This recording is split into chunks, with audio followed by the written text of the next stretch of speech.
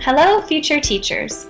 You've probably heard of differentiation, but sometimes it can be difficult to put it into words or think of examples. That is what I'm here to help you with today. At its core, differentiation celebrates student diversity, such as various reading levels, learning styles, exceptionalities in English language learners, by addressing all student needs equally, be they academic, behavioral, or language needs. Carol Tomlinson, a prominent trailblazer for differentiation, reminds us that it's actually not a set of strategies. It's a way of thinking about teaching and learning. Strategies are tools to accomplish the goals of differentiated instruction. Let's take a look at a flowchart from her website that wonderfully summarizes the process. Differentiation is a teacher's response to learners' needs, guided by mindset and general principles of differentiation, such as respectful tasks, flexible grouping, and continual assessment. Teachers can differentiate through content, process, product, and environment, according to students' readiness, interests, and learning profile, using instructional strategies such as RAFs, graphic organizers, cubing, and so on. Now, let's zone in on those four main modes of differentiation. In her book, Tomlinson defines content as what the student needs to learn or how the student will gain access to the information. Process as activities in which the student engages in order to make sense of or master the content. Products as culminating projects that ask the student to rehearse, apply, and extend what he or she learned in a unit. And environment as the way the classroom works and feels. This is Miss Romero, and she's going to walk us through each of these areas with some examples from her class.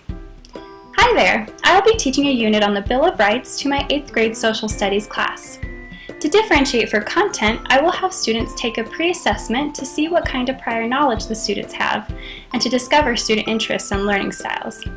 I will also have students at advanced reading levels examine the bill and its original text, while those at lower reading levels read a summary of the bill at a more appropriate readability level.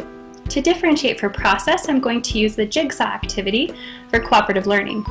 In this strategy, each student will become an expert on a certain amendment and then return to their home groups to teach each other about the various amendments.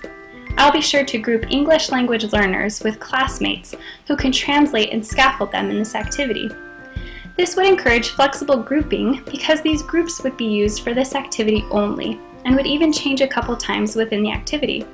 Having each student become an expert is a respectful task because it values and challenges each student by making them responsible for an important part of the collective learning. To differentiate for product, I will have students do a current events report to see how the Bill of Rights operates today.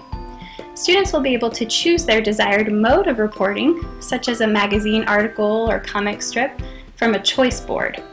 To differentiate for environment, I will schedule a couple class periods in the library computer lab so students can have class time to research their current event and use the computers to work on them. Wow, those are some great ideas, Miss Romero. Thank you for sharing. Now let's hear from Mr. Green, who has a few more ideas.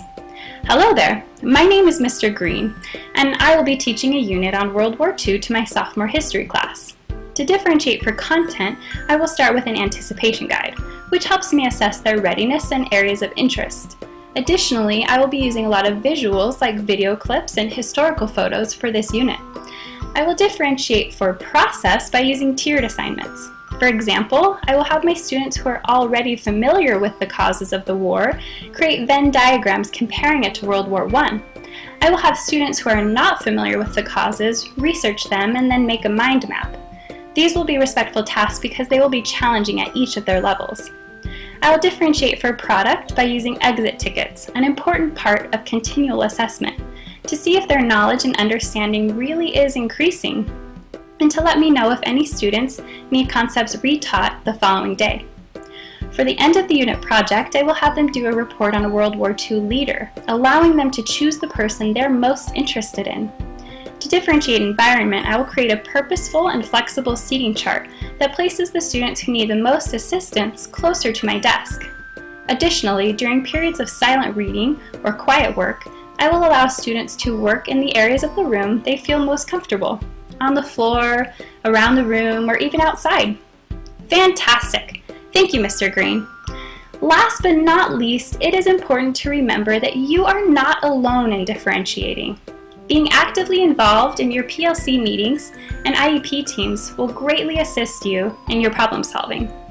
Your colleagues are full of fantastic ideas, but you must be humble enough to ask for the help.